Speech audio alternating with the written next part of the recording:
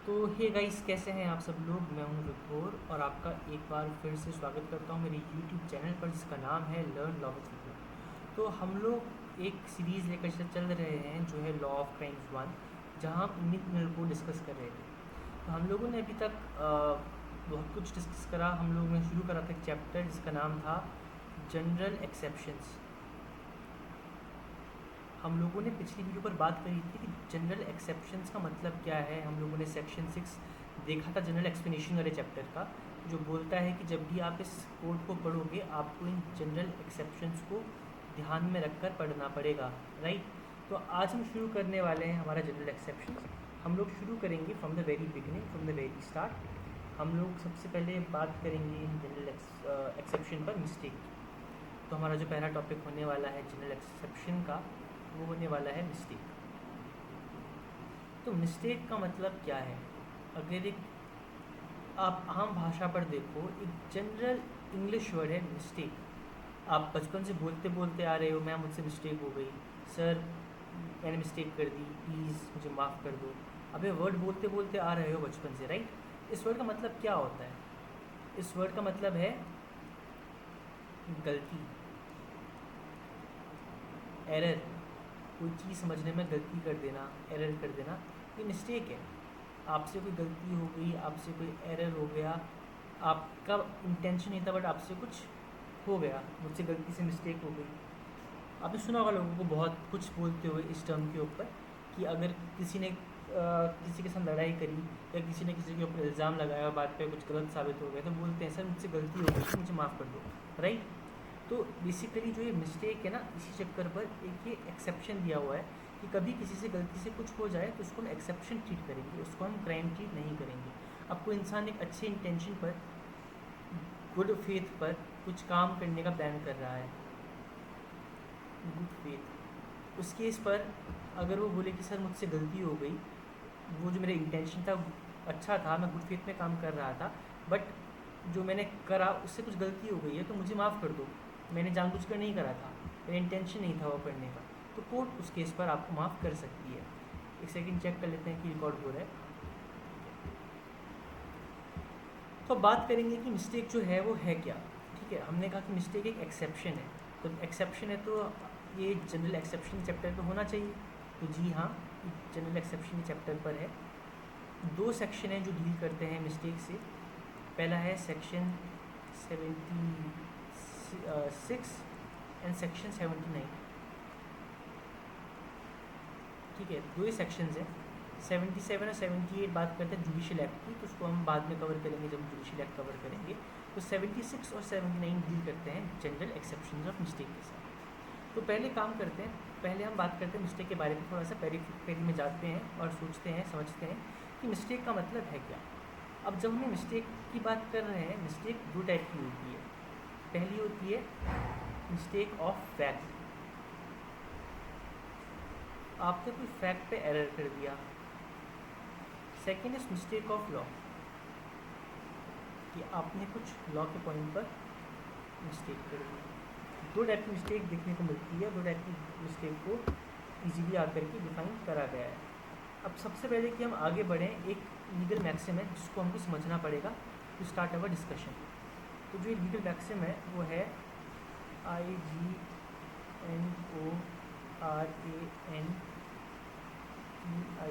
ignorantia facti dot excusat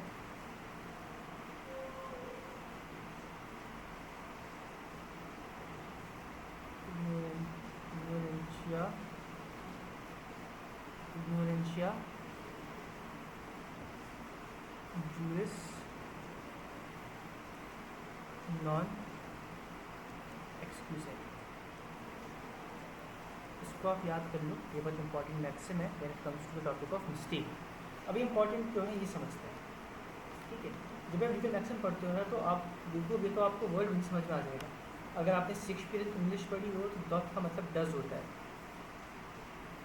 ठीक है, अब जूडिस का मतलब क्या होता है? लॉ। कुछ वर्ड आपको समझ में देखकर नहीं पसंद निकल करके आ जा रहे हैं। अब यहाँ दो वर्ड हैं, जूरिस इग्नोरेंशिया। इग्नोरेंशिया इग्नोरेंशिया का मतलब क्या है? इग्नोरेंस। ठीक है, तो इस मैक्सिम का बेसिक मतलब क्या है कि ignorance of fact is excusable but ignorance of law is non excusable, non excusable. Excused का मतलब क्या है? एक्सक्यूजेबल। नॉन एक्सक्यूजेड का मतलब क्या होगा? Not excusable. Ignorance of fact is excusable but ignorance of law is not excusable. अगर आपने कोई लॉ की गलती कर दी है तब आपको एक्सक्यूज़ नहीं मिलेगा, बट आपने कोई फैक्ट की गलती करी है तब आप एक्सक्यूज़ क्लेम कर सकते हो। ठीक है, अब मिस्टेक का मतलब हमने बात करी गलती होती है, गलती दो टाइप की हो सकती है, या गलती कोई फैक्ट की, गलती लॉ की होगी। अब जब हम बात करते हैं गलती of law, mistake of law के बारे में, तो इस बात को ध्यान पर रखना हमेशा कि ये अज्यूम करा जाता है कि जिस स्टेट पर जो आदमी होता है उसको उस स्टेट के सारे कानून के बारे में पता है। A person knows everything about the law of the land in which he is residing. जो लॉ ऑफ द लैंड है इसके बारे पर इंफॉर्मेशन आपको होती है, ये अज्यूम करा जाता है। अजम्पशन ये माना जाता है कि आपको इन्फॉर्मेशन होती ही होती है। भले जैसे सपोज करो हम लोगों ने लॉ पढ़ रखा है तो हम लोगों को लॉ की नॉलेज है, बट लेट अस से एक इंसान कर रहा है मेडिकल का कोर्स, या कोई कर रहा है इंजीनियरिंग का कोर्स, ठीक है, या कोई स्टार्टअप कर रहा है, कोई MBA कर रहा है, कोई कुछ कर रहा है, तो अब वो कोई ऐसा काम कर दिया, जैसे सपोज MBA कर रहा है या इंजीनियर है और उसने करते करते कंपनी खोली। अब उस कंपनी के थ्रू उसने कंप्लाइंसेस होते हैं कंपनीज एक्ट के अंदर, उन कंप्लाइंसेस को फॉलो नहीं करा और कोर्ट ने आकर के उसके ऊपर, ट्राइब्यूनल ने आकर के उसके ऊपर पेनल्टी इम्पोज कर दी। ठीक है, तो कोर्ट पे जाता है, ट्राइब्यूनल के बाद केस हार करके, मतलब जब वो केस उसके ऊपर जाता है, उसने रजिस्ट्रार उसके ऊपर पेनल्टी इम्पोज करेगा, फिर ट्राइब्यूनल जाता है, फिर कोर्ट जाता है, मूव करते करते जाता है, सुप्रीम कोर्ट पहुँच जाता है, और वो हमेशा एक ही डिफेंस देते हुए चलता है कि सर मुझे नहीं पता था कि ऐसा कोई लॉ भी है, क्योंकि मैं इंजीनियरिंग कर रहा था, मैं एक एंटरप्रेन्योर हूँ, मेरे पास टाइम नहीं था कि देखने का कि ऐसा कोई लॉ है नहीं है, मैंने लॉ की पढ़ाई नहीं करी है, मैं एक इंजीनियर हूँ, मुझे इंजीनियरिंग का आइडिया है, मैंने एक प्रोडक्ट बनाया था, मैं इसको बेच रहा था, मैंने कंपनी खोली कि मैं इसको ईजिली बेच सकूँ, बट मुझे आइडिया नहीं था कि कैसे इसको कंप्लाइंस करनी है, तो मैंने कंप्लाइंस नहीं करी, मुझे पता ही नहीं था कंप्लाइंस के बारे में। तो कोर्ट कहे कि बेटा हमको फ़र्क नहीं पड़ता आप क्या करते हो, आपने क्या करा क्या नहीं करा है, हम ये अज्यूम करते हुए चल रहे हैं कि आपको लॉ पता होना चाहिए था, आप काम कर रहे थे तो आपको लॉ का पता होना इम्पॉर्टेंट आपके लिए। तो ignorance of law is no excuse. ठीक है, अब हम चलेंगे आगे, थोड़ा आप आगे चल करके बात करते हैं। अब हमने जब बात करी, देखो मिस्टेक दो जगह डिफेंस है। जब हम बात करते हैं क्राइम की, यानी कि IPC की, ये IPC है, अब भारतीय न्याय संहिता नहीं है। जब हम IPC की बात करें तो IPC में दो जगह पर हम बात कर रहे हैं मिस्टेक की, एक है सेक्शन 76, दूसरा है सेक्शन 79। इसके अलावा जो मिस्टेक है ये डिफेंस है, एक एक्सेप्शन है, कोई क्राइम के ऊपर एक एक्सेप्शन है अंडर IPC। सिमिलरली जो मिस्टेक है वो डिफेंस है फॉर टॉर्ट। आपने टॉर्ट पढ़ा होगा, अगर आपने टॉर्ट नहीं पढ़ा है तो आप पढ़ोगे, और आपने अगर टॉर्ट पढ़ रखा है तो आपको पता है टॉर्ट होता क्या है, इट्स अ सिविल रॉन्ग, है ना, जिसके लिए अनलिक्विड डेमेजेस मिलते हैं, जिसमें ब्रीच ऑफ कॉन्ट्रैक्ट और ब्रीच ऑफ ट्रस्ट। तो जो टॉर्ट है उसके अंदर भी अगर कोई काम मिस्टेक से होता है, even then it is a defence under law of torts. ठीक है, ये मैं क्लियर करके आपको बता देता हूँ। तो जो मिस्टेक है वो दो जगह डिफेंस है, वो क्राइम के अंदर भी डिफेंस है और टॉर्ट के अंदर भी डिफेंस है। बट टॉर्ट में एक कंसेप्ट और निकल करके आता है स्ट्रिक्ट लायबिलिटी का। अगर आपने रायलैंड वर्सेस थैचर का केस पढ़ा होगा तो आपको पता होगा स्ट्रिक्ट लायबिलिटी क्या होती है, या आपने विलियम गैस TMC मेहता वाला केस पढ़े होंगे तो आपको पता होगा कि इंडिया में एक कंसेप्ट और आता है which is absolute liability. Right, आपने स्ट्रिक्ट लायबिलिटी और एब्सोल्यूट लायबिलिटी के बारे में पढ़ाई कर रखी है ऑलरेडी, आपको पता है कि स्ट्रिक्ट लायबिलिटी और एब्सोल्यूट लायबिलिटी क्या होता है। तो जब हम टॉर्ट की बात करते हैं तो अगर आपने कोई मिस्टेक से काम कर दिया तो उस केस में भी आपको स्ट्रिक्ट लायबिलिटी से डिफेंस नहीं मिल पाता। सो सिमिलरली इन क्राइम पर अगर आप कोई ऐसा एक्ट करते हो जिसके लिए mens rea is not that big requirement, और आपका जो एक्ट है वो कहीं ना कहीं आपने खुद करा है, जैसे एग्जाम्पल देकर आपको समझाता हूँ। लेट अस से A है, A के पास एक बंदूक है, ठीक है, और वो बंदूक को B को देता है और बोलता है कि C के ऊपर गोली चला। B कहता है ठीक है भाई, ये और B दोस्त हैं, प्रैंक्स करते रहते हैं, हंसी मजाक करते रहते हैं। B गोली चलाता है, बंदूक चलाता है, बंदूक गोली निकलती है, C को लगती है, C मर जाता है। अब जैसे ही सी मर जाता है तो बी अब ये क्लेम नहीं कर सकता कि उसने जो ये एक्ट करा वो मिस्टेक से करा, ये सोचकर कि ए साथ को प्रैंक कर रहा है, क्योंकि जो एक्ट था गोली चलाने का ये एक्ट बी का था। ये तो पनिशेबल होगा ही होगा, ये लायबल होगा, ये जिससे बोला सी को गोली मार, ए का तो मेंस्ट्रिया दिख रहा है कि ए का इंटेंशन था कि सी को मरवाना है, ठीक है, तो A will be liable for murder, but B will also be liable for murder. B नहीं कह सकता कि उसे पता नहीं था कि वो एक गलती से काम कर रहा है, क्योंकि उसे पता था जो एक्ट कर रहा है उसके एक्ट से किसी की जान जा सकती है, समवन को डाई फ्रॉम हिज एक्ट, ठीक है, तो इस केस में बी विल बी लायबल। तो अभी मिस्टेक ऑफ फैक्ट का प्लिया नहीं ले सकता, बिकॉज एक स्ट्रिक्ट लायबिलिटी उसके ऊपर इम्पोज करने के बाद क्राइम में भी करी जाती है, ठीक है। अब हम जब बात कर रहे हैं लायबिलिटीज़ की और मिस्टेक की, तो हम इसको दो पार्ट में डिवाइड करते हुए चलेंगे। पहले हम बात करते हैं सबसे पहले मिस्टेक ऑफ लॉ के बारे में। I hope it will be easier. Mistake of law, अब देखो लॉ का पर्पस क्या है पहले ही समझो। हमने पढ़ा है लीगल मेथड्स पे, law is the command of sovereign. किसने कहा था? कमेंट करके बताना, ठीक है। Command of sovereign, social order, आपने बहुत कुछ पढ़ा है अभी लीगल मेथड्स के अंदर, ठीक है। हिस्टोरिकल स्कूल, एनालिटिकल स्कूल और सोशल स्कूल, नेचुरल स्कूल, आपने सब स्कूल्स ऑफ थॉट्स पढ़े हैं अलग अलग लॉ के बारे पर। जूरिस्प्रूडेंस का ही सब्जेक्ट मैटर रहता है, बट आपने लीगल मेथड्स पर एक बेसिक जस्ट पढ़ा है, आपने कैरसन की ग्रैंड नॉर्म की थ्योरी पढ़ी होगी, राइट। तो आपने कुछ चीज़ों को पढ़ रखा है, अब आपको पता है कि लॉ है क्या, लॉ का पर्पस क्या है, आपको उसके बारे पर आइडिया है, you know what is law, ठीक है। तो आप ये नहीं कह सकते कि लॉ का पर्पस आपको नहीं पता। अब लेटेस्ट से कि सपोज करो ए है, ए ने बी का मर्डर कर दिया और बाद में जब ए के ऊपर केस करा गया तो ए आकर बोल रहा है उसे पता ही नहीं था कि मर्डर इज एन ऑफेंस, उसको जेल भी हो सकती है, उसे इन्फॉर्मेशन नहीं थी। तो क्या ए को छोड़ देना चाहिए इस आर्ग्यूमेंट के ऊपर, जिसे पता नहीं था कि मर्डर एक पनिशेबल ऑफेंस है? अब इसका आंसर आप साफ साफ देख सकते हो कि इसका आंसर होना चाहिए नहीं। वाई? बिकॉज ऐसे हर कोई आकर के कल क्लेम करेगा कि उसे पता नहीं था कि ये ऑफेंस है।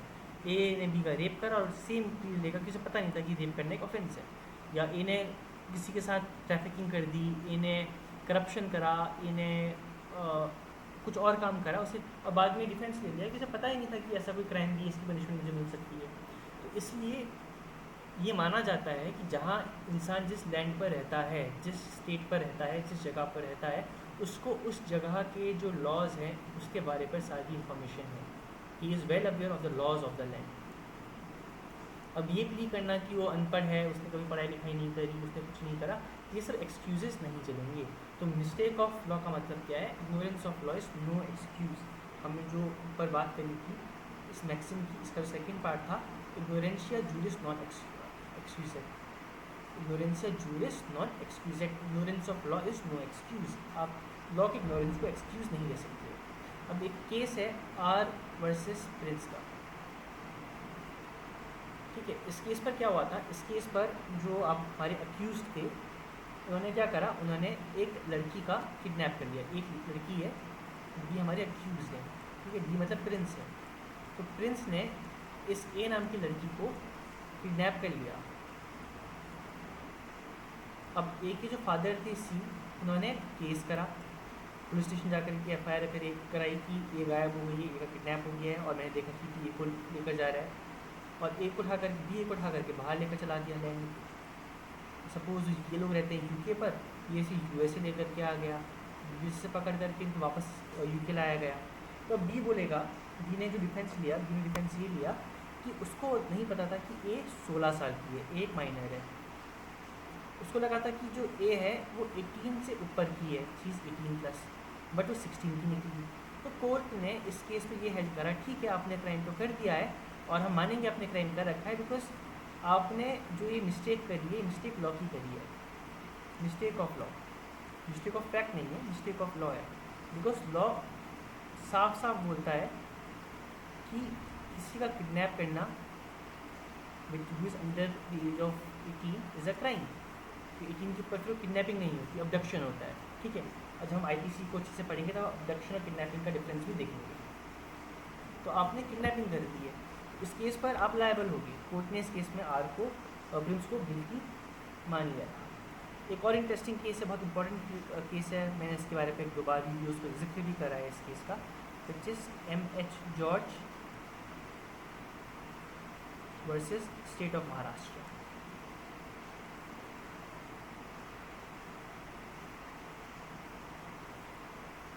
इस केस पे भी कोर्ट ने यही हेल्ड करा है कि ignorance of law is no excuse. इस केस के फैक्ट क्या थे कि जो ये जॉर्ज साहब थे, ये फॉरेन कंट्री से इंडिया आ रहे थे और यहाँ के साथ गोल्ड लेकर के आ रहे थे। इंडिया में एक लॉ पास करा कि जहाँ पर को गोल्ड कैरी करना इलीगल हो गया था, एयरप्लेन में इनको पता नहीं था। जब ये लैंड करे तो इनको अरेस्ट कर लिया गया फॉर कैरिंग गोल्ड। उन्होंने ये प्ली ली कि इनको पता नहीं था कि इंडिया पे गोल्ड बैन है, तब वो लेकर आ रहे थे। तो कोर्ट ने ये हेल्प करा, ignorance of law is no excuse. ठीक है, I hope this is clear. अब हम बात करेंगे हमारे कुछ और जो केसेस के बारे में और बात कर लेते हैं। ठीक है, तो पहला जो हम केस लेकर चलकर समझने की कोशिश कर रहे हैं वो है ग्रांट वर्सेस बॉर्क। ये है, इसका साइटेशन मैं आपको क्विक दे देता हूँ। 1982 1 WLR 638 WLR इज वेल्सबर्ग रिपोर्ट। ठीक है, तो ग्रांट वर्सेस बॉर्क, इस केस पर क्या हुआ? इस केस पर क्या हुआ, जो इंडिविजुअल थे they were arrested prosecuted under immigration act. Immigration act के अंदर इनको प्रोसिक्यूट करा गया था of 1971 for exceeding leaves time restriction. उसने कहा कि उसे पता नहीं था कि ऐसा कोई एक्ट भी है जो उनको पर्टिकुलर लीव के ऊपर काम करने में वो करता है, वो एक्स्ट्रा रूल जो है। तो कोर्ट ने कहा देखो एक एक्ट है इमिग्रेशन एक्ट, इसके अंदर ऐसा लॉ है, अब आप ये भी नहीं ले सकते कि आपको पता नहीं था कि इस एक्ट के अंदर क्या दे रखा है। तो इस केस में कोर्ट ने इनसे कहा कि भैया आप लायबल हो, यू शुड बी लायबल। ठीक है, अगला केस जो हम बात करने वाले हैं वो है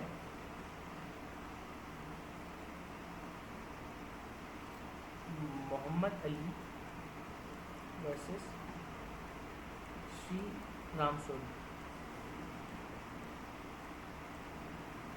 इसकी साइटेशन ये है AIR 1965 इलाहाबाद 1965 ठीक है, तो इसकी साइटेशन ये है। अब इस केस पर क्या हुआ था, इस केस पर जो राम स्वरूप हैं वो थे अपने वहाँ के हेड कांस्टेबल। इन्होंने मोहम्मद अली को कर दिया था अरेस्ट। ठीक है, तो मोहम्मद अली ने इनके अगेंस्ट में केस फाइल करा ये कहते हुए कि इन्होंने इनको फॉल्सली अरेस्ट करा था, बिना किसी ग्राउंड के बेसलेस कारण में कि हेड कांस्टेबल है, इन्होंने मेरे को बिना किसी ग्राउंड के अरेस्ट कर दिया था। ठीक है, और अरेस्ट के साथ साथ अरेस्ट नहीं करा केवल, but he kept me under unlawful detention, मुझे जेल के अंदर बंद भी रखा, पुलिस कस्टडी के अंदर मुझे जेल के अंदर बंद भी करा, मेरे राइट को इन्फ्रिंज करा।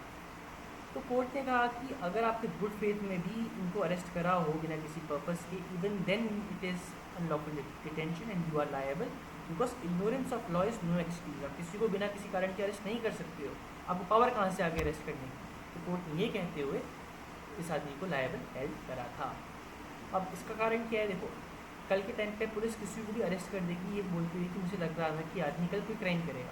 आज से 10 साल के बाद सपोज एक आदमी है ए, मुझे लग रहा है कि ये आज से 20 साल के बाद कोई मर्डर करेगा किसी का, तो मैं इसको ए को आज से बंद करके जेल में बंद कर दे रहा हूँ। तो क्या मैं ये कर सकता हूँ?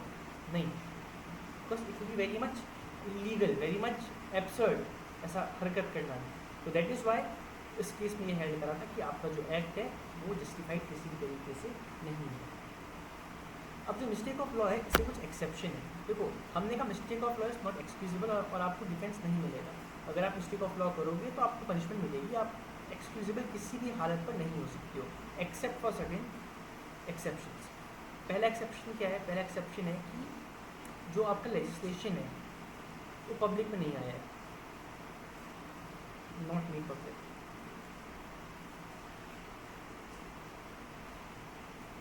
अब आपको पता ही नहीं है कि लेजिस्लेशन है क्या, पब्लिक में आया ही नहीं है, तो आप कैसे कुछ करोगे? जैसे सपोज गवर्नमेंट ने एक एक्ट पास करा, सपोज गवर्नमेंट ने एक एक्ट पास करा, ठीक है। जैसे गवर्नमेंट ने इस एक्ट को पास करा, प्रेसिडेंट ने इस एक्ट पर साइन कर दिए, लॉ बन गया। बट इसको गज़ेट पे पब्लिश होना था और आना था जनता के आगे, बट ये गज़ेट पे पब्लिश हो ही नहीं पाया। जिस दिन पब्लिश होना था उस दिन लाइट चली गई, और उसी रात को, क्योंकि अब प्रेसिडेंट ने सपोज लेट अस से कि इसमें आज का डेट है, आज है 17 अगस्त को प्रेसिडेंट ने इसमें साइन कर दिया इस लॉ पर 2023, ठीक है। प्रेसिडेंट ने इसमें साइन कर दिया 17 अगस्त को, और 17 अगस्त की रात को इसे गज़ेट पर आना था, बट लाइट चली गई, कुछ हो गया। 18 को भी ये पब्लिश नहीं हो पाया किसी कारण से, और 18 अगस्त के दिन एक आदमी ने जो इस एक्ट में एक चीज़ क्राइम बताई थी, उस क्राइम को कमिट कर दिया। सपोज दैट से इसमें कहा था, इस एक्ट में कहा था कि आपके पास एप्पल्स आप नहीं खा सकते, फॉर एग्जांपल एप्पल्स खाना इलीगल कर दिया। सपोज एक एपिसोड एग्जांपल ले रहा हूँ, एप्पल्स खाना इस एक्ट ने मना कर दिया, और 17 अगस्त को प्रेसिडेंट ने साइन करके इसको लॉ बना दिया। बट 18 अगस्त तक की पब्लिकेशन में नहीं आया, और 18 अगस्त को ए ने एप्पल खा लिए, ठीक है। एप्पल खाते खाते ये आगे रिकॉर्ड पे, कैमरा की रिकॉर्डिंग पर आ गया। 18 अगस्त को, 18 अगस्त को करने के बाद 18 अगस्त की रात को ये पब्लिश हो गई जो ये लॉ था। और रात को जब पुलिस कैमरा चेक करेगी तो पुलिस ने देखा कि इन्होंने एप्पल खा लिए हैं, तो गए और उन्होंने ए को कर दिया अरेस्ट फॉर ईटिंग एप्पल्स, क्योंकि एप्पल खाना पनिशेबल ऑफेंस था। अब ए का ट्रायल शुरू हुआ, तो ए बोल रहा है, ए ने बोला कि सर मुझे पता नहीं था कि ऐसा कोई लॉ भी है, बट हमने पढ़ा कि ignorance of law is no excuse. अब आप कौन हो कुछ बोलने वाले? Ignorance of law is no excuse. अब आप कुछ मत बोलो, आप तो जेल जाओगे। बट ए ने अब ये क्या करेगा, एक ऐसा ऑप्शन तो है नहीं, क्योंकि इसने गलती को कर दी, बिकॉज प्रिंसिपल तो ये कहता है कि ignorance of law is no excuse. But law है, आपको पता ही नहीं था, तो आप इग्नोर कैसे करोगे? आपको जब लॉ पता ही नहीं है कि कोई लॉ ऐसा एग्जिस्ट भी करता है, मतलब किसी को नहीं पता कि ऐसा कोई लॉ भी एग्जिस्ट करता है, क्योंकि पब्लिश तो हुआ ही नहीं था। तो जब जनरल पब्लिक की नॉलेज पे वो लॉ नहीं था, तो उसका फिर कोई यूज़ नहीं है। अगर वो गज़ेट पे पब्लिश हो गया होता, अब गज़ेट पढ़ना एक ही ड्यूटी है, ये नहीं पढ़ेगा गज़ेट को और तब वो बोलेगा इग्नोरेंस ऑफ लॉ मुझे पता नहीं था, he will be liable. But वो गज़ेट पे आया ही नहीं था, जनरल पब्लिक के सामने वो रखा ही नहीं गया था, उनको इन्फॉर्मेशन मिली नहीं, ऐसे वो कानून पास हो गया है, तो कैसे कुछ करेंगे? ठीक है, जैसे जब भी कोई कानून पास होता है उसमें डिस्कशन होता है, न्यूज़ में वो आता है, अखबार में पब्लिश होता है, जगह जगह निकल करके आता है। कोई अखबार नहीं पढ़ता तो गलती उसकी, बट वो निकल करके आता है। बट अगर पब्लिकेशन है ही नहीं, कुछ उसके बारे में पता है ही नहीं किसी को, तो वो क्या करेगा? सुना था कि हाँ ऐसा लॉ बनने वाला है, जैसे भी भारतीय न्याय संहिता बन रहा है, आईपीसी का नया नाम जो है वो भारतीय न्याय संहिता है।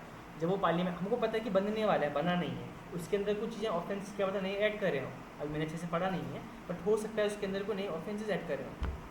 अब कोई नया ऑफेंस अगर ऐड करा हो तो आज के टाइम पे तो ऑफेंस नहीं है ना वो, क्योंकि आज के टाइम पे तो एग्जिस्ट करता ही नहीं है लॉ। जब तक प्रेसिडेंट साइन नहीं कर देगा, दोनों हाउस में वो बिल पास नहीं हो जाएगा और प्रेसिडेंट साइन नहीं कर देंगे, तब तक वो लॉ बनेगा ही नहीं। जब लॉ बनेगा ही नहीं तो क्राइम है ही नहीं। अब वो क्राइम नहीं है तो मैं कैसे उसके ऊपर अपनी लाइबिलिटी लेके आ सकता हूँ? ठीक है, तो सेम लॉजिक अप्लाई करते हुए हम ये बोलेंगे कि अगर पब्लिकेशन नहीं हुआ है उसका तो A will not be liable. ठीक है। सेकंड है कि सपोज आप आईपीसी के अंदर कोई चीज़ क्राइम नहीं है, बट भारतीय न्याय संहिता के अंदर वो क्राइम निकल करके आ रहा है, और अभी आपको पता नहीं कि भारतीय न्याय संहिता निकल करके आई है, आपने पढ़ रखा है किसी के बारे पर, आपने देखा है, आपको पता है कि आईपीसी इस चीज़ को क्राइम नहीं मानती, तो आपने वो एक्ट कर दिया, बट यहाँ वो एक्ट दिया हुआ था। अब आप बोलोगे सर कल तक का तो आईपीसी चल रहा था, ये कब से आ गया? भले जैसे आज सपोज 18 की हम एग्जांपल लिया, 18 तारीख को ये लॉ बन जाता है कि भारतीय न्याय संहिता, 17 तक का ही चल रहा था, 18 की शाम को पब्लिश होता है। 18 की शाम के टाइम पे आप कोई ऑफेंस करते हो, पब्लिश होने के बाद आप ऑफेंस कर देते हो। आपने इसको पढ़ा नहीं है, आपने आईपीसी पढ़ी है, आपने आईपीसी के बारे में आपको पूरी नॉलेज है, बट आपने 18 की शाम को कुछ क्राइम कर दिया। आप बोलोगे सर कल तक का तो आईपीसी था, ये तो नया लॉ निकल करके आया, आईपीसी में तो क्राइम था ही नहीं, अब ये बन गया तो मुझे पता था ही नहीं इसके बारे पर। तो कभी कभार कोर्ट लीनियंसी दिखा करके आपको छोड़ सकती है, बट जनरल केसेस पे नहीं इसमें डिफेंस मिल पाता। या तीसरा क्या हो सकता है कि आप कोई कोर्ट की रूलिंग पर रिलाई कर रहे हो, आपने कोर्ट की रूलिंग पर रिलाई अपॉन करा। सपोज गवर्नमेंट ने एक एक्ट पास करा है, इस एक्ट के अंदर लोगों को अरेस्ट कर सकती है फॉर टेररिस्ट एक्टिविटी, टाडा वगैरह है, टाडा यूएपी जो एक्ट है उसके अंदर अरेस्ट कर सकती है।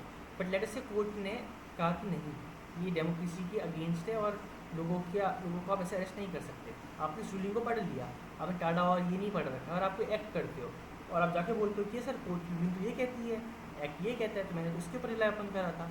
तो पॉसिबिलिटी है कि कोर्ट आपको छोड़ दे because of the court ruling, कि आपने जो देखो जो कोर्ट की रूलिंग होती है, सुप्रीम कोर्ट का जो जजमेंट होता है, इट इज़ लॉ।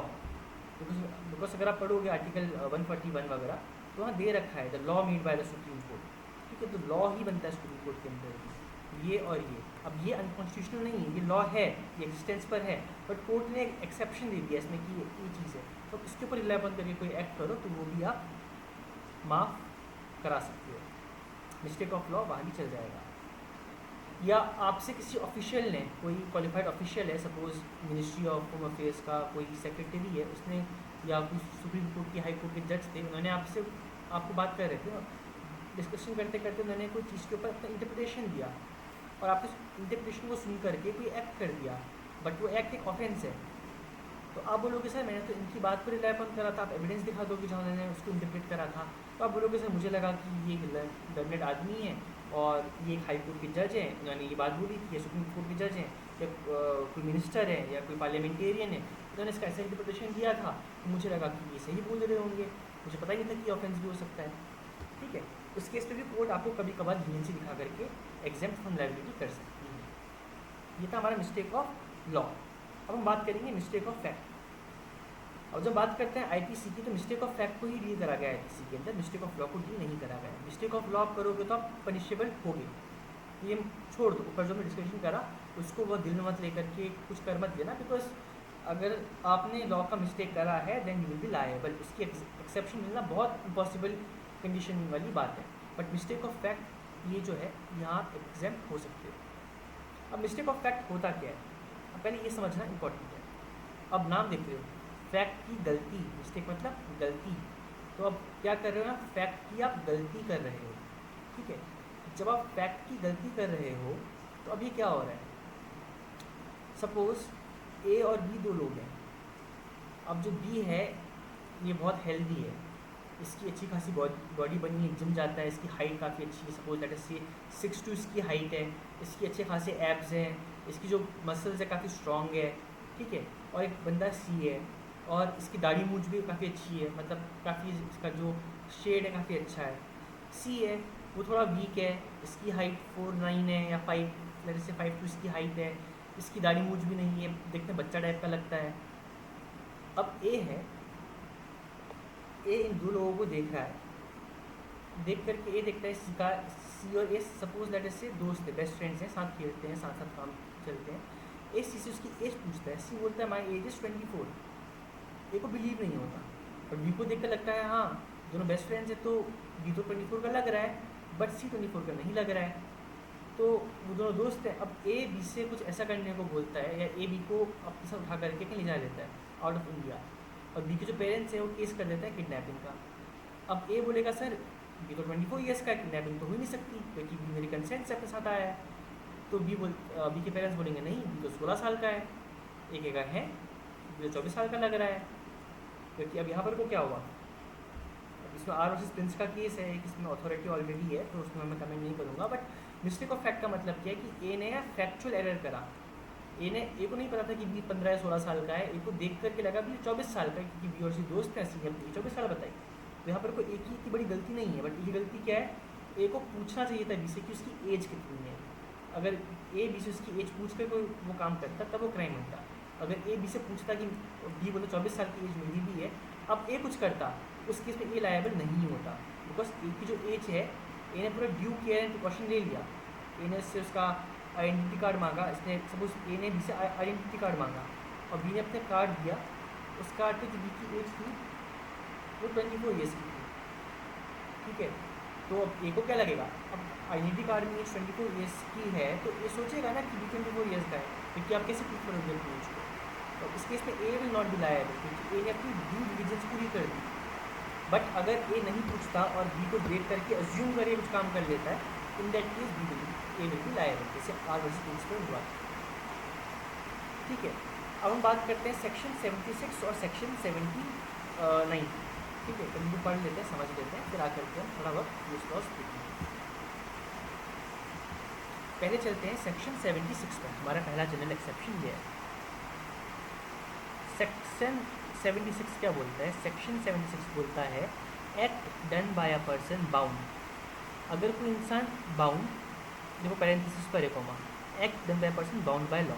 अगर लॉ किसी इंसान को कोई काम करने के लिए बाउंड करता है तो वो लायबल, वो एक्सेप्शन का पार्ट बनेगा, जनरल एक्सेप्शन का पार्ट बन जाएगा। सेकंड है और by mistake of fact leaving himself bound. दो चीज़ों की बात करी गई है, ठीक है। पहले हम इसकी सिर्फ और सिर्फ इसका ये हेडिंग है, इसको समझते हैं। तो हेडिंग क्या बोल रही है?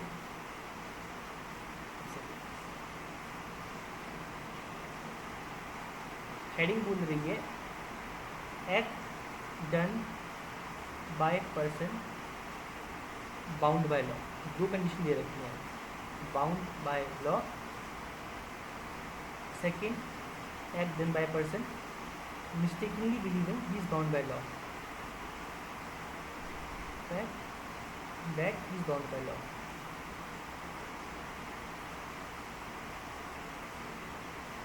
अगर दो कंडीशन की बात करिए, पहली कंडीशन क्या कह रहे हैं कि किसी इंसान ने कोई एक्ट करा है जहाँ वो लॉ से बाउंड है, लॉ उसको कह रहा है कि भाई कोई काम कर, तब कोई काम करे।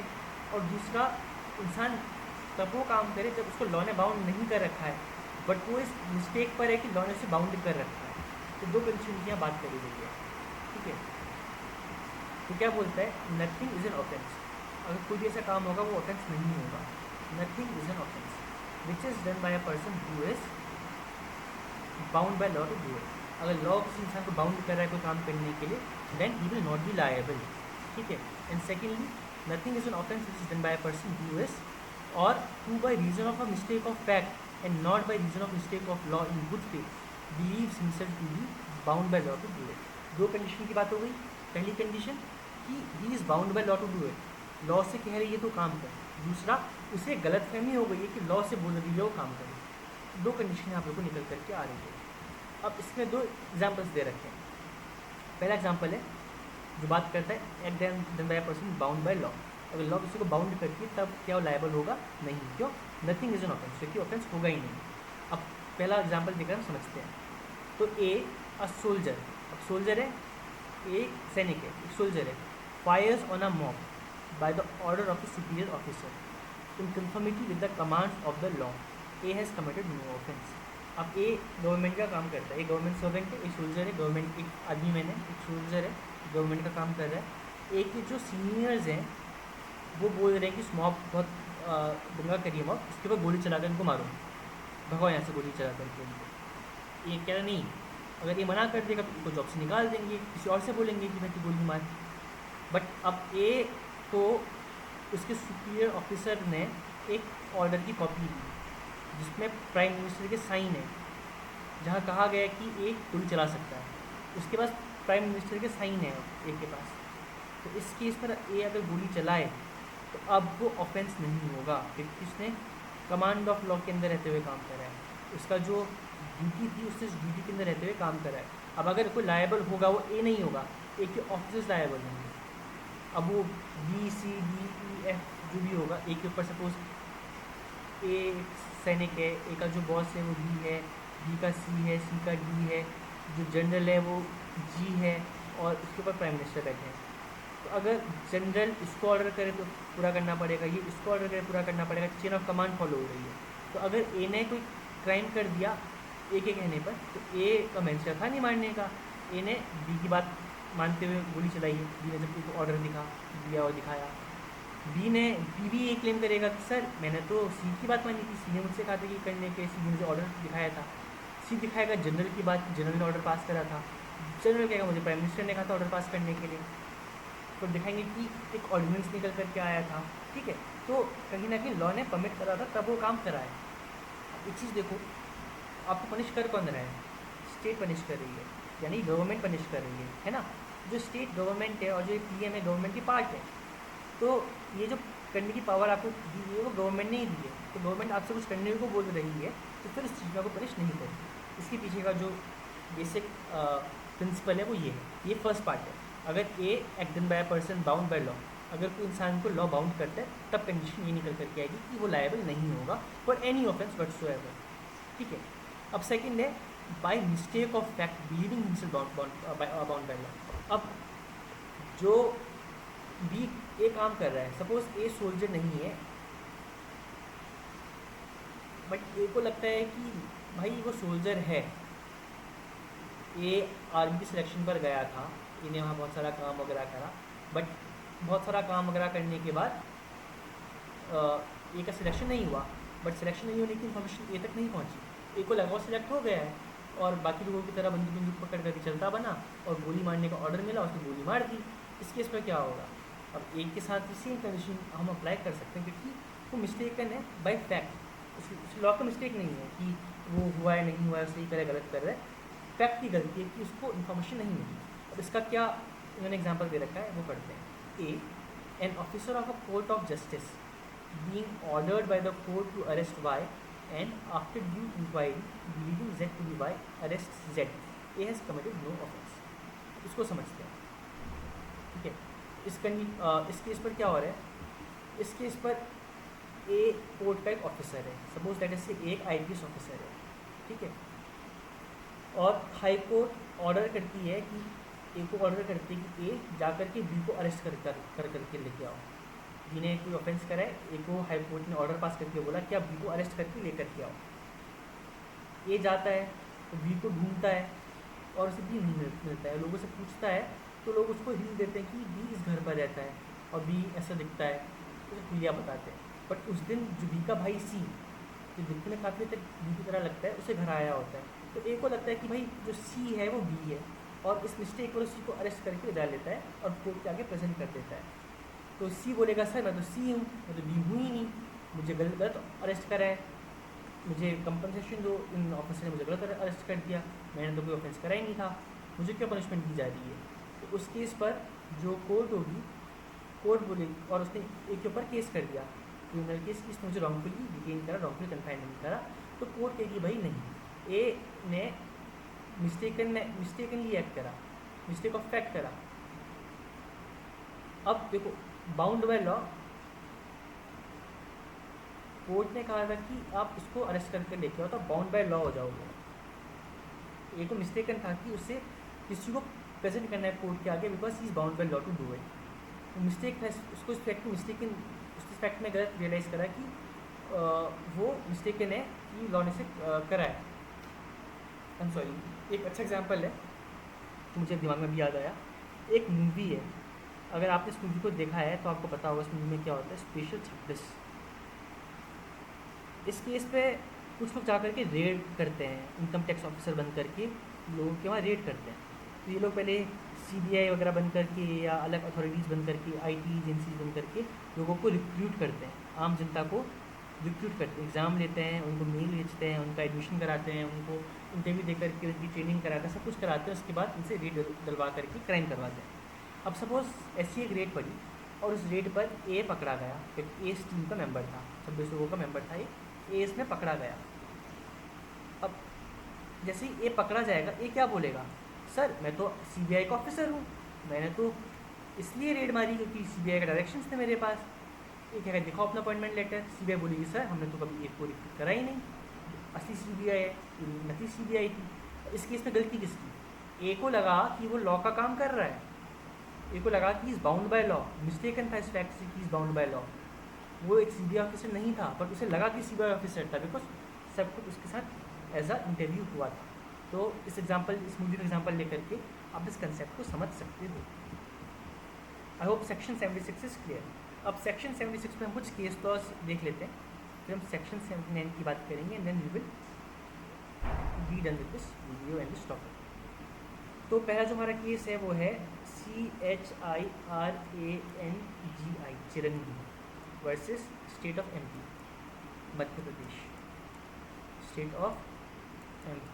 इसका जो साइटेशन है वो है 1952 CRIL 121। ठीक है। तो इस केस बेसिकली क्या हेल्ड हुआ था, अब हम इसकी बात करेंगे।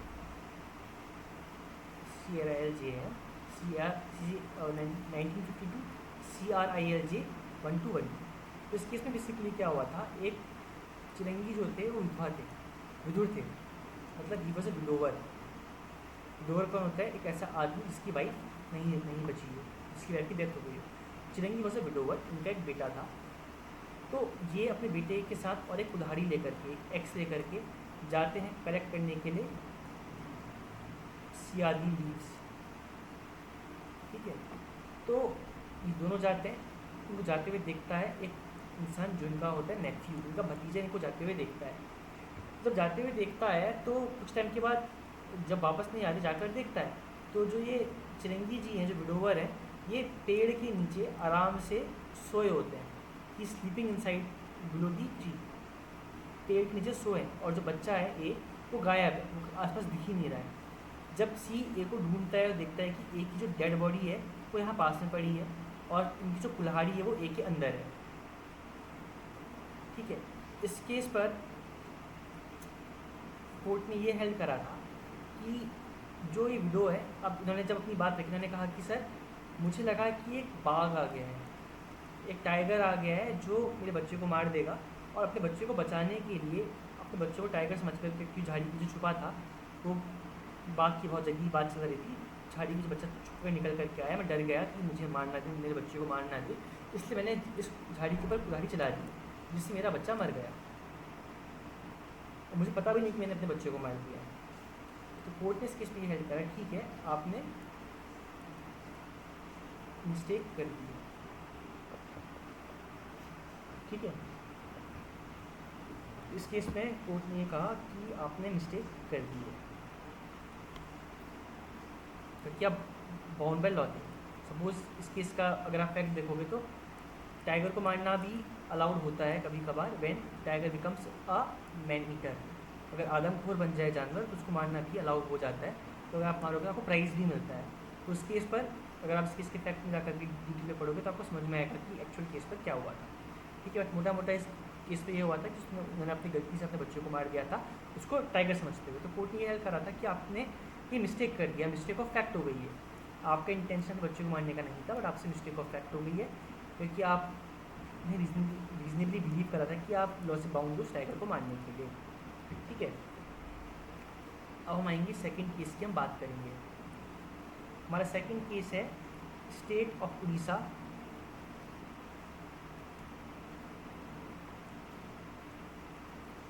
Versus ORISSC versus Khora Ghasi KHORAGHASI 1978 CRL J 1305, ये साइटेशन। इस केस पर क्या हुआ था? इस केस पर अपने लैंड को बचाने के लिए इस आदमी ने एक आदमी के ऊपर एरो चलाया था। दैट ऐसे दो लोग हैं, ए और बी। ए के पास ज़मीन है बहुत सारी, बी ज़मीन में चल रहा है, ब्लू चल रहा है, ज़मीन पे क्रॉस कर रहा है। बी देखता है कि ए देखता है कि जो बी है वो ज़मीन पर चल रहा है, इस कोने पर है, ए का घर इस कोने पर है। ए यहाँ से इसके ऊपर तीर मार के चलाता है। ठीक है, अब क्योंकि यहाँ पर को कोई ऑब्जेक्ट मूव कर रहा है, झाड़ी यहाँ पर पेड़ पौधे झाड़ी वगैरह बहुत कुछ लगी है, यहाँ कुछ मूवमेंट होती है, तो ए चलाता है इसके ऊपर एक एरो। एरो चलने से क्या होता है कि जब जाकर देखता है तो वहाँ देखता है कि भाई बी एक आदमी है जिसको एरो लगा और बी मर गया। तो उसने कहा कि सर मुझे लगा कि यहाँ पर को बियर है, भालू है, क्योंकि यहाँ बहुत सारे भालू इस एरिया पर आते रहते हैं और वो क्रॉप्स वगैरह यहाँ जो क्रॉप्स बिछी वो डिस्ट्रॉय कर देते हैं। तो मुझे लगा भालू ये क्रॉप्स को डिस्ट्रॉय करने के लिए आ रहा है। मैंने अपनी लैंड को डिफेंड करने के लिए एरो चलाया कि भालू अगर होगा तो भाग जाएगा और मर जाएगा। मैंने उस चक्कर पर चलाया था कि मेरा कोई इंटेंशन नहीं था बी को मारने का, बट वहाँ जो मूवमेंट था बी का हो रहा था, मुझे पता नहीं था कि वहाँ बी, वरना मैं कभी बी चलाता ही नहीं। तो कोर्ट ने कहा सर ठीक है, हम आपको छोड़ दे रहे हैं बिकॉज आपसे मिस्टेक ऑफ फैक्ट हुआ है। तीसरा केस है हमारे पास धाकी सिंह वर्सेस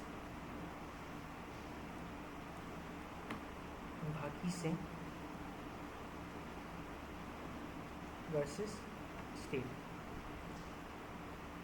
इसका जो साइटेशन है वो है AIR 1955 ALL 379। ठीक है, तो बेसिकली AIR है, all India report, all India reporter 1955 Allahabad 379। तो इस केस पर क्या हुआ था कि जो धाकी सिंह थे, लेट से ए है, ये बी है, इन्होंने बी को गोली मार दी, ये सोचते हुए कि बी एक चोर है, ठीक है, और उनको लगा कि ये इस चोर को पकड़ लेंगे, इसलिए इन्होंने इसको गोली मार दी। अब चीज़ क्या थी कि जो ए है, ए was not the owner of this land या इस घर, जैसे सपोज लेट अस से कि घर ये बालकनी है, ठीक है, यहाँ पर कोई कोर्टयार्ड है, यहाँ पर कोई ए का घर है, यहाँ पर कोई सी का घर है, और जो बी है पहली बार इस सी घर के अंदर झांक झांक कर देख रहा है और एंटर करने की कोशिश कर रहा है। तो ए ने गोली चला दी, पहली बार सी को देखा, लगा चोर है, गोली मार दी, और बी को लग गई चोट, जिससे बी गया मर, बी की डेथ हो गई। जैसे ही बी की डेथ यहाँ पर को होती है, ए के गोली चलाने से सी घर घुसने के लिए, तो ए ने प्लीज, उसको लगा कि बी चोर है और उस चोर को रोकने के लिए उसने गोली चलाई थी, तो सी के घर में चोरी करने से बचा देगा।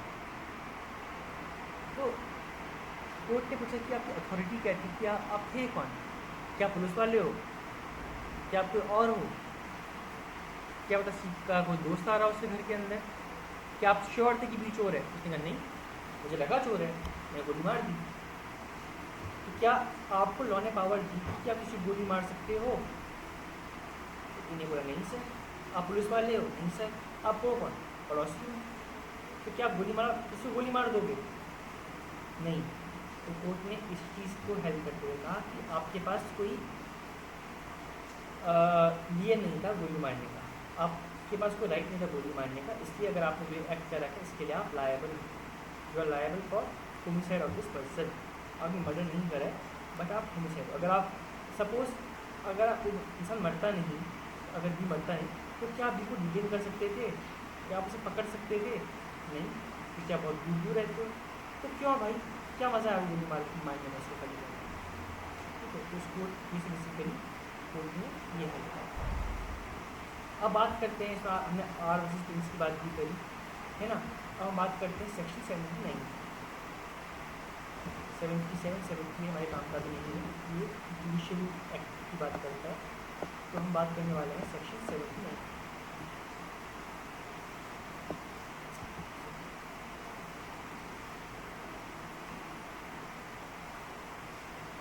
ये 79, तो 79 क्या बोलता है? Act done by a person justified, ऊपर क्या था? बाउंड बाय लॉ और by mistake of fact that is bound by law. अब लॉ बाउंड भी नहीं कर रहा है but act done by a person justified, जो अपना काम करने में जस्टिफाइड है, यहाँ उसने काम करा है, जस्टिफिकेशन दे सकता है कि हाँ मैंने काम इसलिए करा है, और by mistake of fact believing himself justified कर रहा है, यह लॉ के से मिस्टेक दिखाता है जिससे वो जस्टिफाइड हो, ठीक है, तो दिखाता है कि भाई मुझे लगा कि मैं जस्टिफाइड हूँ, तब मैंने ये काम करा। ये क्या बोलता है?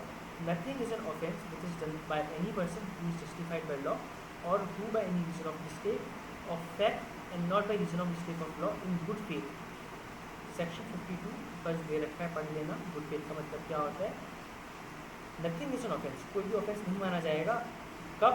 विच is done by any person, जब कोई ऐसा आदमी करेगा who is justified by law, जो लॉ से जस्टिफाइड हो, या who by reason of mistake of fact and not reason of mistake of law in good faith believes himself to be justified by law in doing it। ठीक है, अगर उसको लगता है कि उसने वो काम कर दिया है, उस केस पर वो लायबल नहीं होगा, कोई ऑफेंस कमिट नहीं होगा। एग्जाम्पल क्या है?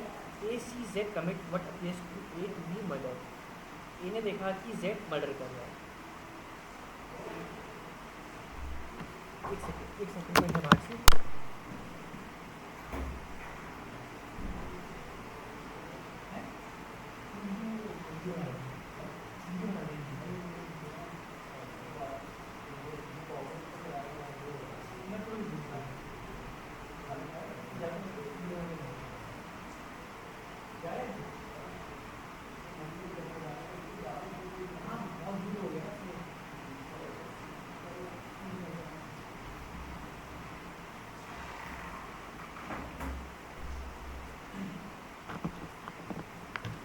हाँ, सॉरी अबाउट दैट। आ गया था। हाँ, तो मैं क्या कह रहा था, मैं कह रहा था कि हाँ, A sees Z commit but appears to A to be murder. A ने देखा कि जेड एक मर्डर कर रहा है। A in the exercise to the best of his judgement exerted in good faith of the power which the law gives to all persons of apprehending murderers in the fact seizes Z in order to bring Z before the proper authorities. A has committed no offense, though it may turn out that Z was acting in self defense. अब देखो, ये example दे रखा है, मैं इसके अलावा example और लेकर आपको समझाऊंगा सिमिलर ग्राउंड पर। तो एग्जांपल क्या है? एग्जांपल ये है कि ए एक आदमी है, ये देखता है कि जेड ने कर दिया है मर्डर। ठीक है, जेड ने कमिट कर दिया है मर्डर, ए देख रहा है। अब ए जब देख रहा है कि जेड ने मर्डर कमिट कर दिया है, तो अब क्या, व्हाट नाउ? ए जाता है और जाकर के जेड को पकड़ लेता है, अरेस्ट कर लेता है। क्योंकि देखो, अरेस्ट करने की पावर अगर आप जब सीआरपीसी पढ़ोगे, अरेस्ट करने की पावर सिर्फ पुलिस के पास नहीं है, बट आम जनता भी लोगों को अरेस्ट कर सकती है व्हेन दिस एक ऑफेंस कमिट हो रहा है। अगर आप देखते हो कि एक आदमी किसी के साथ किसी का चोरी कर रहा है, किसी के अंदर कीपिंग कर रहा है, कीपिंग टॉम बन रहा है, रेप करने की कोशिश कर रहा है, पकड़ा गया, आप पकड़ करके उसको बांध करके अरेस्ट कर सकते हो कि उसको आप पुलिस के हवाले छोड़ दोगे। ठीक है, आपके पास पावर है कि आप किसी को भी अरेस्ट करो, बट आपको दिखाना पड़ेगा कि आपने उसको अरेस्ट करा है। तो अब ए ने जेड को मर्डर करते हुए देखा और अरेस्ट कर लिया, बट बाद में पता चलता है कि जेड ने जो ये मर्डर करा था वो करा था सेल्फ डिफेंस में। वो खुद को बचा रहा था, मर्डर नहीं कर रहा था। सी उसको मारने के लिए आ रहा था, और सी से बचने के लिए जेड ने खुद को बचाने के लिए जेड ने कुछ करा जिससे सी मर गया। उसने जानबूझ के सी को नहीं मारा, उसने एक डिफेंस पे एक्ट करा जिससे सी मर गया। ठीक है, इस केस पे ए ने अब उसको गलत कन्फाइन करके रखा है। जेड ने तो वो क्राइम करा ही नहीं ना कोई, जेड तो खुद को बचा रहा था, उस बचाने के टाइम पर सी मर गया। इस केस पर ए ने एक ऑफेंस कमिट कर दिया जो है रॉन्गफुल कन्फाइनमेंट। ठीक है, इस केस पर अब क्या होगा? A will not be liable because A was mistaken that he was bound by law. A को मिस्टेक हो गई थी कि वो लॉ से जस्टिफाइड है, ही वॉज जस्टिफाइड, उसको लगा कि जस्टिफाइड है इसको अरेस्ट करने के लिए। ठीक है, यह मिस्टेक ऑफ फैक्ट हुई है, लॉ की मिस्टेक नहीं है, मिस्टेक ऑफ फैक्ट है। ठीक है, अब आगे चल करके समझते हैं। जो मैं आपसे कहा सिमिलर ग्राउंड में सेकंड एग्जांपल दूंगा। सपोज करो कि ए देखता है बी ने सी का मर्डर कर दिया, ए जाकर के बी को अरेस्ट कर लेता है। बी बोलता है सर मैंने मर्डर नहीं करा, मुझे माफ़ कर दो, मैंने कुछ नहीं करा है, मैंने कोई मर्डर नहीं कर रखा है। बट ए मानता ही नहीं, ए बी को अरेस्ट करके पुलिस वालों के हवाले छोड़ देता है। तो पुलिस पूछती है भाई किसका मर्डर करा, तो बी बोलते मैंने मर्डर करा ही नहीं किसी का, हम तो एक मूवी शूट कर रहे थे, साइड में कैमरा लगा था, इन्हें कैमरा देखा नहीं, सी को मरने की एक्टिंग करनी थी और बी को आकर के बी को अरेस्ट करना था। बट ए ने आकर के बी को अरेस्ट कर दिया, कहते हुए कि उसने सी का मर्डर कर दिया। इस केस पे ए बोलेगा सर मुझे लगा मैंने सी को मार दिया है। तो पुलिस वाले अब बी ने ए के ऊपर केस कर दिया कि इसने मुझे रॉन्गफुल कन्फाइनमेंट करा, मुझे ज़बरदस्ती बंद करा। ठीक है, तो इस केस पर कोर्ट ये हेल्प करेगी कि भाई ए से मिस्टेक ऑफ फैक्ट हुई है, एंड सेक्शन 79 के अंदर he will get defence because he was justified by law to do it. ठीक है, he was justified by law to do it. उसको मिस्टेक हो गया था कि लॉ उसको जस्टिफाई करता है करने के लिए। तो इसमें जो पहला केस है, जो बहुत इंपॉर्टेंट केस है, वो मैं आपके साथ डिस्कस करने वाला हूँ।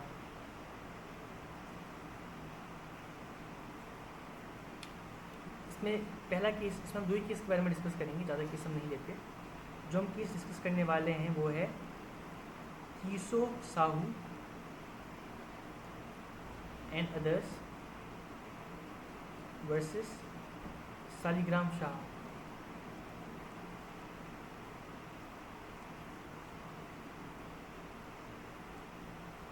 (1977)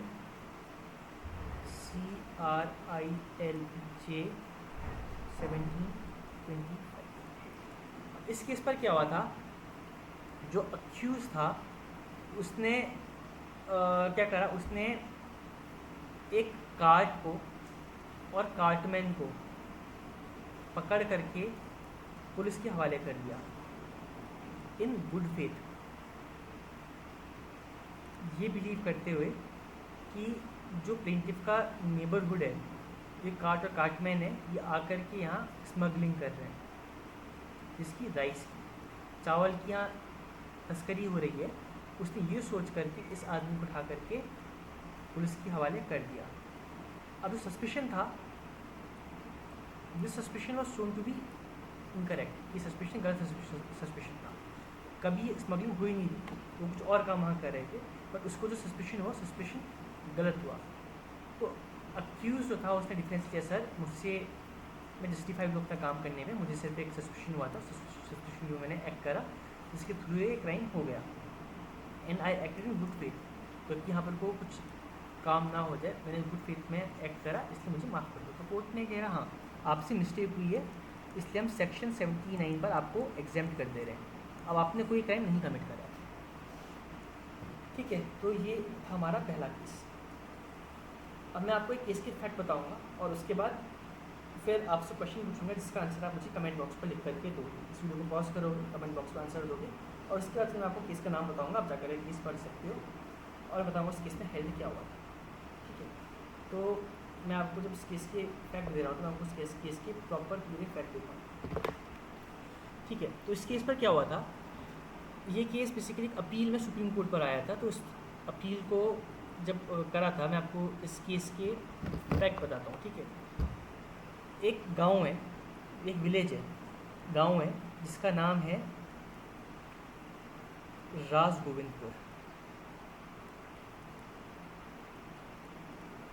राजगोविंदपुर नाम का एक गांव है। इस गांव पे एक अबंडेंट एरोड्रोम है। ठीक है, एक अबंडेंट एरोड्रोम है। इसमें क्या है, जो बहुत अच्छी क्वालिटी पर रखा गया है। तो एक garrison engineer of defence department है, इसको उन्होंने 2 चौकीदार के, ठीक है, एक राजगोविंदपुर पर एरोड्रोम को लार्ज क्वांटिटी पर रखा गया है। मैं सिंपल वर्ड से बताता हूँ। लेट अस से, ऐसे कंफ्यूजन हो जाएगा कि किसके फैक्ट्स पढ़ते हुए कभी केस लॉ की डिटेल वीडियो बना दूंगा। ठीक है, तो बेसिकली लेट अस से एक गांव है, एक गांव पर यहाँ कुछ सामान रखा हुआ है। इस सामान को रखा गया है 2 चौकीदार की। ठीक है, इस सामान को 2 चौकीदारों की निगरानी पर रखा गया है। तो एक आदमी जिसका नाम जगत बाबू है, वो आते हैं, जगत बाबू चैटर्जी इस गांव में आते हैं और अपने साथ अपने एक सर्वेंट को लेकर के आते हैं। अब जब इस गांव में आते हैं तो सुनते हैं कि यहाँ बहुत सारी भूत की कहानियाँ चल रही हैं। लोग, गांव के लोग बोल रहे हैं कि यहाँ भूत आते हैं, लोगों को मार जाते हैं, गायब कर देते हैं। यहाँ भूत की बहुत सारी कहानी सुनाई जाती है। पूरे गांव के अंदर तो हर जगह भूत की कहानी सुनने पर लगे। ठीक है, अब वो जब भूत की कहानी सुनते हैं तो वो बहुत सरप्राइज्ड होते हैं। वो कहते हैं भूत, एक काम करते थे, भूत को देख करके आते हैं, भूत दिखता कैसे। तो जगत बाबू चैटर्जी अपने सर्वेंट के साथ जाते हैं उस भूत को देखने के लिए कि भूत दिखता कैसे। हम यहाँ जा करके भूत को देख करके आते हैं, और जब उनको भूत दिखता नहीं है तो वो वहाँ से वापस आना शुरू करते हैं। ठीक है, अब भूत दिखा नहीं तो वो पैदल रास्ते चलते हुए आ रहे हैं, इस एरोड्रोम को क्रॉस करते हुए। फुटपाथ है यहाँ पर, को बाकी बिल्डिंग्स वगैरह हैं, तो अभी क्रॉस करते हुए अपने घर की तरफ निकल रहे हैं, जहाँ उनको रुकना है वहाँ निकल रहे हैं।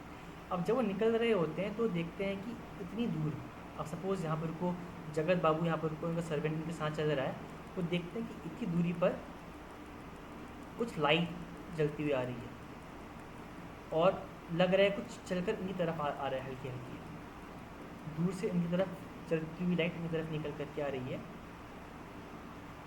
तो वो क्या करता है कि उनका सर्वेंट जो होता है वो डर जाता है बहुत ज़्यादा कि भाई ये क्या हुआ।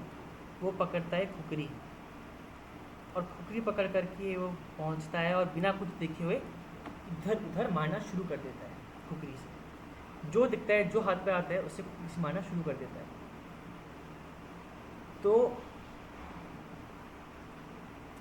जब वो पागल की तरह मारता है, तो जगत बाबू चौधरी चैटर्जी जी के साथ जो उनके साथी होते हैं, उनको चोट लगती है खुपरी से, और चिल्लाते हैं, अरे चोट लग गई, चोट लग गई। और बहुत लोगों की और आवाज़ भी आना शुरू होती है, बहुत लोग चिल्ला रहे होते हैं। जब बहुत लोग चिल्ला रहे होते हैं, तो सुबह के टाइम पर देखते हैं कि जो इंजर्ड हुआ होता है वो कुछ फीमेल माजीज हैं, ठीक है।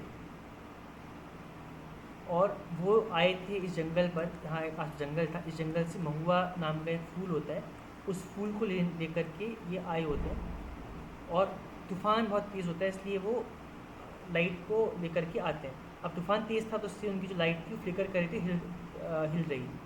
तो अब जब सुबह उठ कर देखते हैं, तो यहाँ बहुत सारे लोग मरे मिलते हैं। जो सर्वेंट है, इस सर्वेंट ने बहुत सारे लोगों को यहाँ मार दिया, उनका मर्डर कर दिया बेसिकली। तो इनके ऊपर सेक्शन 302 जो मर्डर की पनिशमेंट है वो, और बाकी लोगों को चोट लगी है और ग्रीवियस हर्ट करा है, तो सेक्शन 324 एंड 326 इसके ऊपर कार्यवाही दर्ज हो जाती है, ठीक है। तो इसके ऊपर बेसिकली इस सर्वेंट ने क्या करा, लोगों को मार दिया। मैं एक फैक्ट रिपीट कर देता हूँ। एक सर्वेंट है, वो एक अपने मालिक के साथ एक गांव में जाता है। उस गांव में जाकर के देखता है कि सुनता है कि बहुत सारे भूत उस गांव पर है। रात को जब भूत देखने के लिए जाते हैं, तो उनको भूत दिखाई देता नहीं है। जब वो वापस आ रहे होते हैं, तो वो देखते हैं कि इस बहुत दूर पर कुछ लाइट है जो जल रही है और उनकी तरफ हल्की हल्की बढ़ करके आ रही है। तो घबरा कर, डर के मारे सर्वेंट जो जाता है और उन भूतों को मारना शुरू करता है। बाकी लोग भाग कर पहुँचते हैं, तो उनमें से जो एक इसके मालिक का दोस्त होता है, उसको चोट लग जाती है, चिल्लाता है, और बाकी लोग भी चिल्ला रहे होते हैं। तो सुबह उठ कर देखते हैं, तो बहुत सारे लोगों का मर्डर हो गया होता है, बहुत सारे लोग मरे मिलते हैं। और इस सर्वेंट के ऊपर सेक्शन 302, सेक्शन 324 एंड 326 के ऊपर कार्यवाही हो जाती है, which is 326, which is murder, hurt and grievous hurt. तो क्या ये जो सर्वेंट है, विल ही बी लायबल? क्या सर्वेंट को आप लायबल मानोगे for the act done by him या नहीं? This is the main question जिसका आंसर आपको देना है। तो आई वांट कि आप इस वीडियो को पॉज करो और जा कर के इस पर्टिकुलर क्वेश्चन का आप आंसर प्रोवाइड करो, ठीक है। तो अगर आपने कर दिया है अभी तक, तो मैं आपको उसका आंसर देता हूँ। अब जो ये केस है, इस केस का नाम है state of Orissa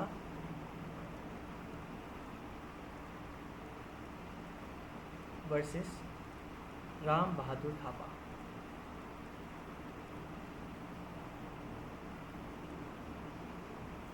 state of Orissa versus Ram Bahadur Thapa. ये बहुत इंपॉर्टेंट और बहुत लैंडमार्क केस है, क्योंकि इस केस पे कोर्ट ने ये हेल्ड करा था कि जो राम बहादुर थापा, यानी जो सर्वेंट है, he is not liable, he was justified what he did.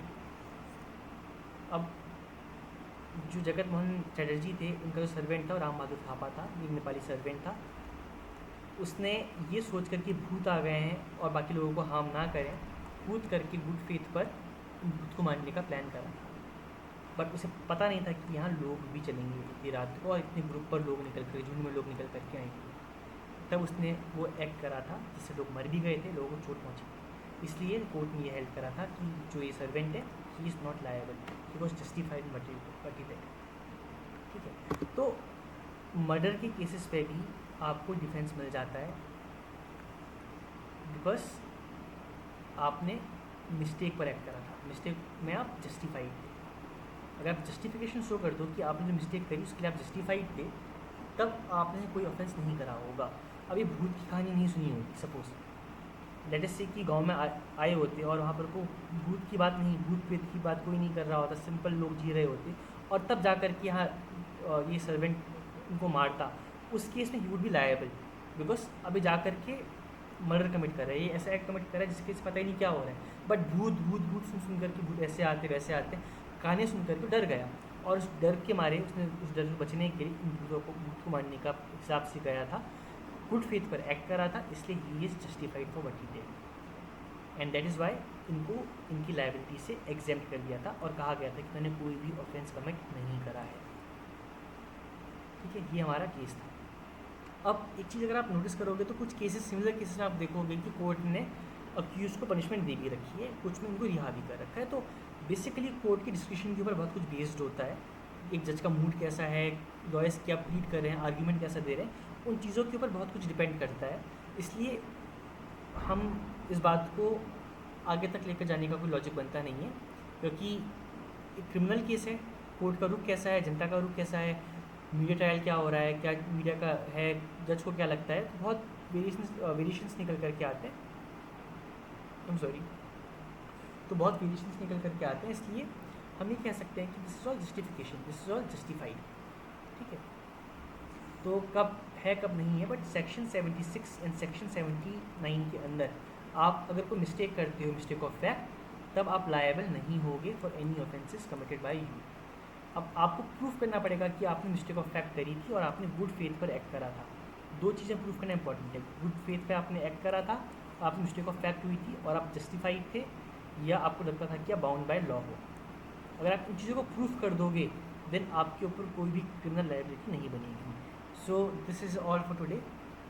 आज हमने ये डिस्कस करा कि सेक्शन 76 क्या कहता है। अब इसका जो पीछे का लॉजिक है वो भी मैं आपको एक बार समझा देता हूँ before I quit this video and I cancel this video, खत्म करता हूँ वीडियो से। तो एक्टस रियस प्लस मेंस रिया, दो चीज़ मिलकर क्राइम करते हैं। अब जब आप बात कर रहे हो कि आपने मिस्टेक से कोई काम करा तो आपका मेंस रिया तो है ही नहीं, सिर्फ एक्टस रियस है, तो इस केस पर मेंस रिया है ही नहीं, तो आप लायबल कैसे होगे। बट कुछ कंडीशंस, कुछ केसेस पर सिर्फ एक्टस रिया भी काफ़ी है आपको लायबल करने के लिए।